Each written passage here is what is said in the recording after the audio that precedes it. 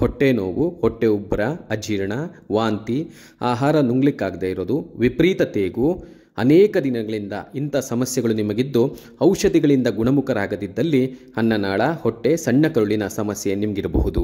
Endoscopy ಎನ್ನುವ ಬಳ್ಳಿಯಂತಹ ಉದರದರ್ಶಕವನ್ನು ಬಳಸಿ ಅನ್ನನಾಳ, ಹೊಟ್ಟೆ, ಸಣ್ಣ ಕರುಳಿನ ಒಳಗಿನ ತಪಾಸಣೆ ಮಾಡಬಹುದು.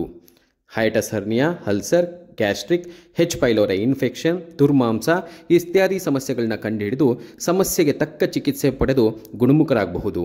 ಶ್ರೀ ಸಾಯಿ ಗಂಗಾ ಆಸ್ಪತ್ರೆಯಲ್ಲಿ ಪ್ರತಿ 2ನೇ ಮತ್ತು 4ನೇ ಭಾನುವಾರ ಲ್ಯಾಪ್ರೋಸ್ಕೋಪಿಕ್ ಸರ್ಜನ್ ಆದ ಡಾಕ್ಟರ್ ಸುಶ್ರುತಾ CS ನಿಮ್ಮ ಸೇವೆಗೆ ಲಭ್ಯರಿರುತ್ತಾರೆ.